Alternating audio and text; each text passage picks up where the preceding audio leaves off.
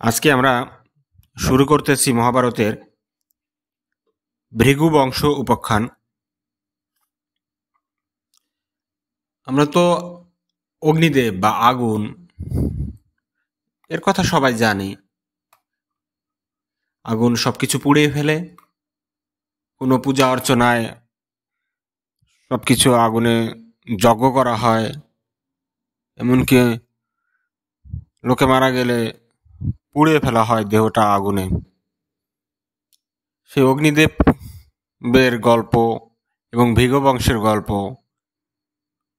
আজকে আমরা পড়ছি।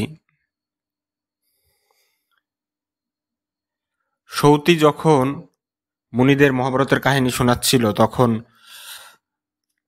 এই ভৃগু মহামুনির কথা শুনিয়েছিল। তো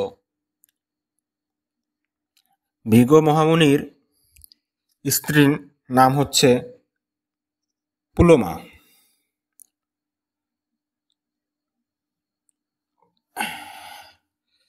পুলোমা হচ্ছে গর্ভবতী ছিল যখন, কাহিনীটা যখন বলছি তখন ওই পুলোমার গর্ভ অবস্থা ছিল। তো ভৃগুমণি একবার গোসল করতে গেল বা স্নান করতে গেল, তখন এই সময় এক দৈত্য আসলো এই ভৃগুমণির গৃহের সামনে এসে পুলোমা সামনে এসে দাঁড়ালো। এই দৈত্যের পরিচয় হচ্ছে এই ভৃগুমণির সাথে পুলোমার বিয়ে হওয়ার আগে পুলোমার বাবা এই দৈত্যের সাথে তার বিয়ে ঠিক করেছিল।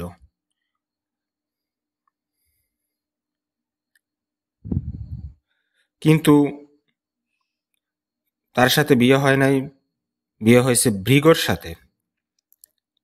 তো সেই দাবি নিয়ে এখন সে পুলোমার কাছে এসে বলতেছে যে আমি তো তোমার স্বামী এখনো পর্যন্ত আছি, যেহেতু তোমার পিতা আমাকে প্রথম গ্রহণ করেছিল তোমার স্বামী হিসেবে।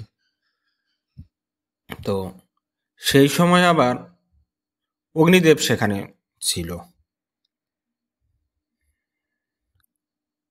তো সেই দৈত্য অগ্নিদেবকে জিজ্ঞেস করতেছে যে তুমি তো মিথ্যা কথা বলো না, তুমি স্বাস্থ্য বিচার করে ন্যায় ন্যায় বলো যে কার কার বউ, কার গৃহিণী। তো সেই দানবের কথা শুনে অগ্নিদেব একটু ভয় পেয়ে গেল। উনি তো আবার মিথ্যে কথা বলেন না।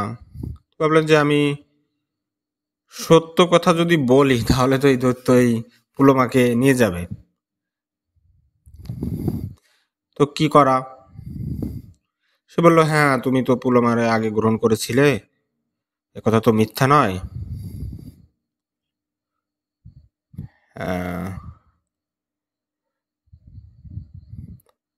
এখন কি করা? তখন ওই অগ্নির দেবের কথা শুনে ওই দানব একটা বরাহ আকার অর্থাৎ শুয়োরের আকার ধারণ করলো। শুয়োরের আকার ধারণ করে ওই পুলোমাকে ধরে নিয়ে গেল।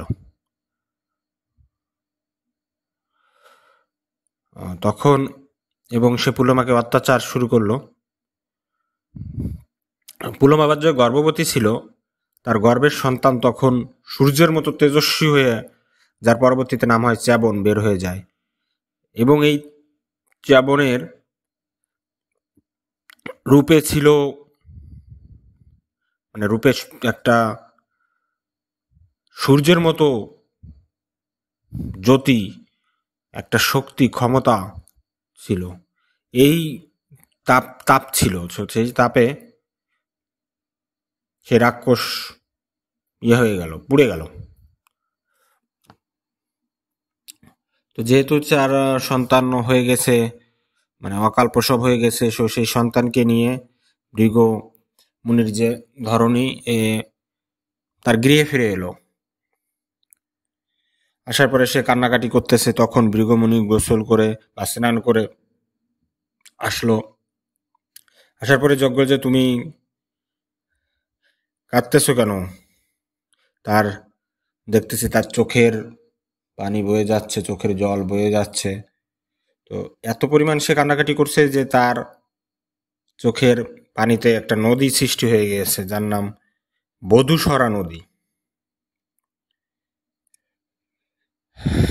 তো স্ত্রীকে কান্নাকাটি করার পরে দেখতে পরে ভৃগুমুনি জিজ্ঞাসা করলে পূর্ণিমা সে পুরো কাহিনী খুলে বলল এবং বলল যে এই আমি যখন বিপদে পড়ি তখন আমি এই অগ্নিদেবের কাছে সাহায্য চেয়েছিলাম, কিন্তু সে সাহায্য করে নাই, বরং তার কথার কারণেই আমার এই আজকের এই দুর্দশা হয়েছে।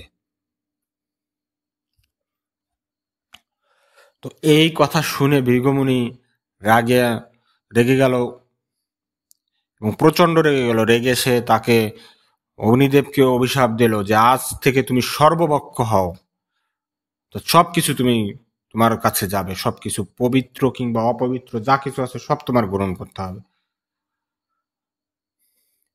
তো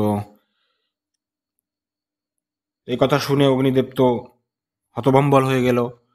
সে তাকে জিজ্ঞেস করলো যে আমাকে কেন আপনি এই অভিশাপ দিলেন? আমি যেটা জানি, সত্য জানি, সেটাই তো আমি বললাম। যদি আমি মিথ্যা কথা বলি তাহলে তো আমি নরকে চলে যাব, আমার 7 পুরুষ নরকে যাবে। তাহলে তুমি আমাকে কেন এই অভিশাপ দিলা? বলো, আমার পূর্বপুরুষদের আমি যে অভিশপ্ত করলাম, কেন আপনি কেন দিলেন?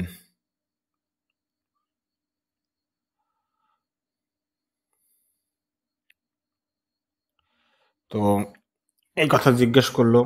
এরপরে অগ্নিদেব মনের দুঃখে ব্রহ্মার কাছে গেলেন। তিনি যে বললেন যে এই তো অবস্থা, আমাকে শাপ দিয়েছেন, মানে অভিশাপ দিয়েছেন মুনিবর।